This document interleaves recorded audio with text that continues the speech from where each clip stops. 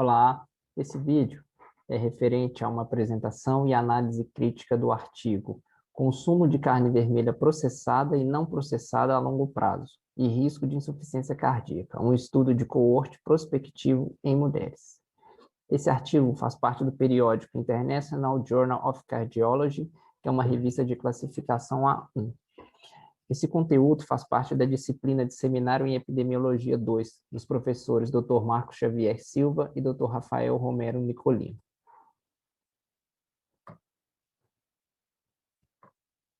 O objetivo dos autores nesse trabalho era mostrar a relação entre a carne vermelha processada e a carne vermelha não processada com a insuficiência cardíaca. Para isso, ele usou o grupo de mulheres da coorte sueca de mamografia, e foram utilizados como dados dois questionários. Um de 1908, foi aplicado de 1987 até 1990, e um outro que foi aplicado em 1997. O estudo começou em 1997, utilizando dados do questionário que foi aplicado entre 87 e 90, e mais o questionário que foi aplicado no mesmo ano de 1997. Esse questionário era composto por 350 perguntas sobre o estilo de vida das pessoas, das mulheres, no caso. Desses 350 itens, 96 eram alimentares, que incluía a carne vermelha processada e não processada. Essas informações do questionário de 1997 foram com base no ano anterior. E entrando mais a fundo em relação às questões, né, as perguntas em relação ao consumo de carne vermelha, o questionário, ele pediu que as pessoas marcassem quantas vezes que eles consumiram carne vermelha processada e quantas vezes que eles consumiam carne vermelha não processada por dia no ano anterior. E baseado nessa informação, eles utilizaram uma metodologia que não foi explicada no trabalho, que eles estimavam a quantidade de quantas gramas aquela mulher ingeria de carne de acordo com a idade dela. Então, se a pessoa colocou no questionário que ela alimentava 2 vezes por dia com carne processada, eles pegavam essa informação e multiplicavam pela estimativa de consumo em gramas dessa mulher, que era baseado na sua idade.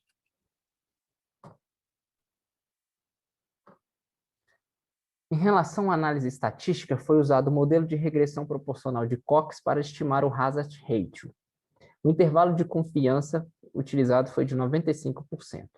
E como que foi feita a divisão das categorias das carnes vermelhas? Eles pegaram e dividiram em 3. As carnes processadas, não processadas e o total de carne consumida, que no caso seria a carne processada mais a não processada.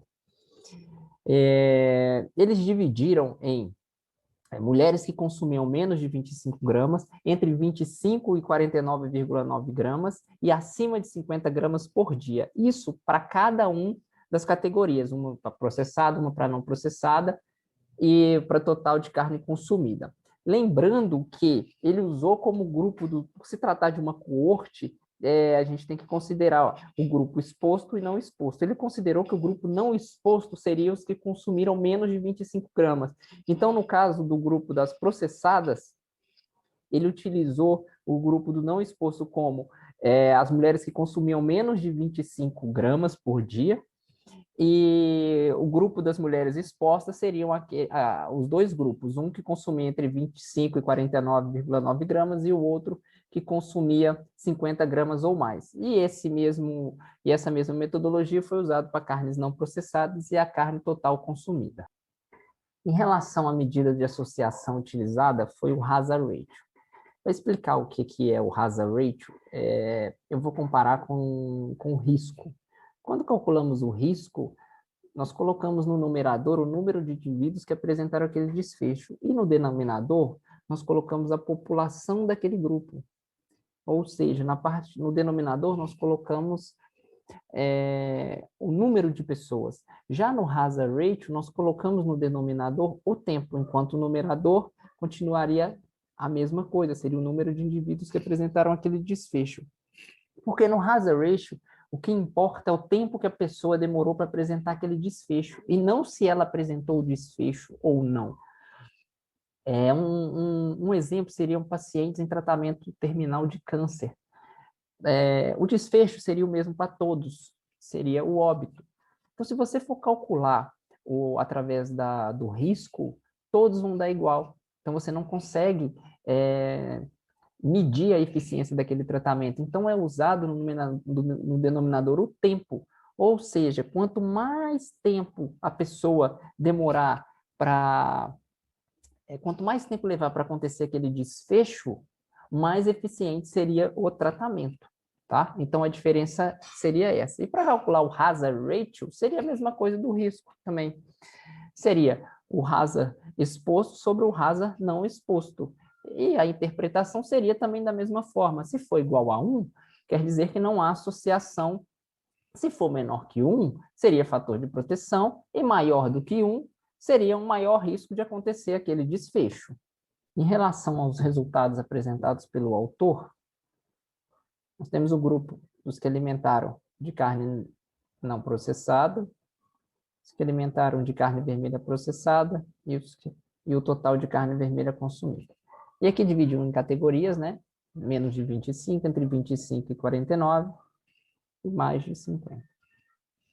Já indo direto aos resultados que apresentaram relação entre o consumo e a insuficiência cardíaca, nós temos aqui a carne processada,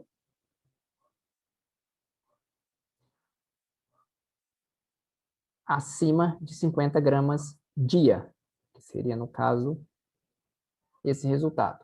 Tem dois resultados, porque tem um que fez o ajuste, mas isso não vai mudar a interpretação dos dados. E para validar, a gente encontrou um P também, menor que 0,05.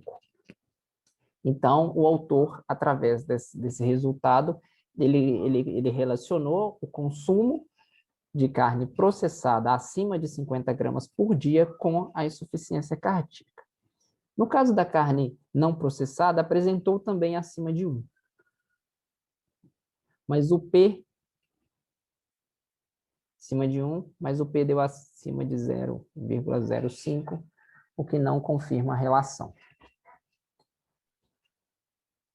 Em relação aos comentários e críticas à metodologia utilizada pelo autor, eu vou começar pela parte até mesmo do título, porque ele coloca que é um estudo de coorte prospectivo, quando, na verdade, ele inicia o trabalho em 1997, utilizando dados de um questionário aplicado em 1987, ou melhor, entre 1987 e 1990, e também dados obtidos do questionário de 1997, que a partir daí foi feito um acompanhamento até 2011.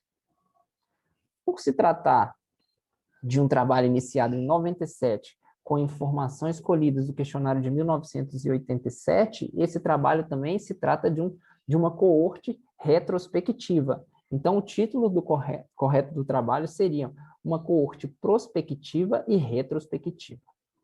A segunda crítica é em relação ao grupo escolhido e ao questionário, que eles não eram específicos para aquele trabalho. Foi utilizado um questionário que tem várias funções. Então, as pessoas receberam esse questionário que tinham 350 perguntas. E elas mesmas preenchiam aquele questionário. Então, não passa para a gente uma segurança muito grande de que as pessoas realmente sabiam o que estavam fazendo, até mesmo em relação ao cansaço de responder 350 perguntas. O terceiro ponto é o viés de memória, porque você dá um questionário para uma pessoa responder, que ela tem que lembrar quantas vezes ela se alimentou com carne vermelha processada e não processada por dia, eu acredito que não seja uma informação tão confiável.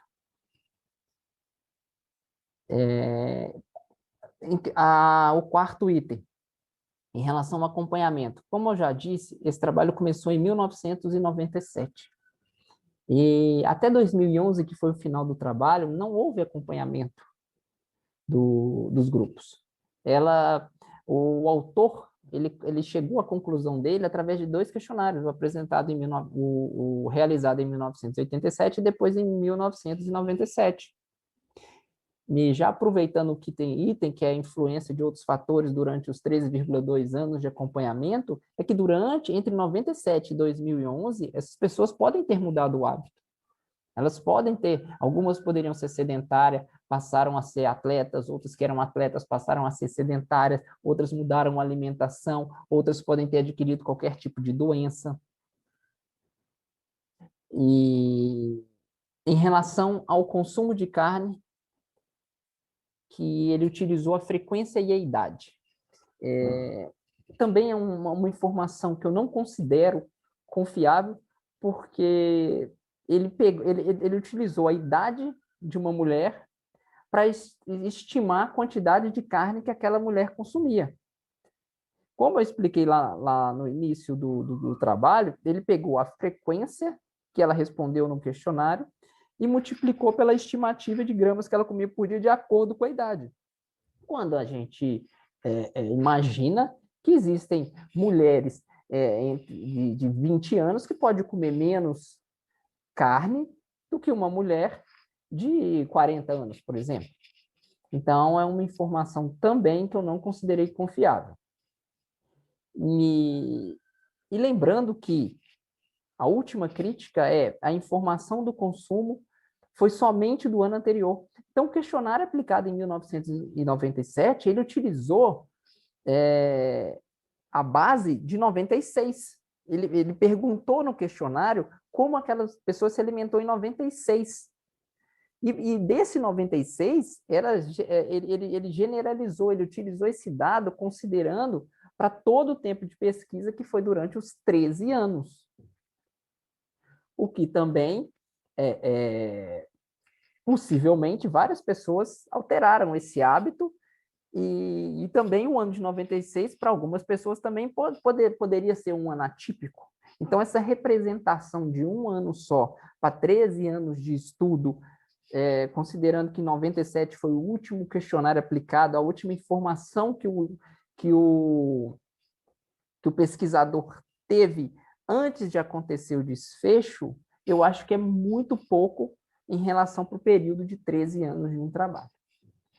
Ok, pessoal? Obrigado, espero que tenham entendido e até a próxima.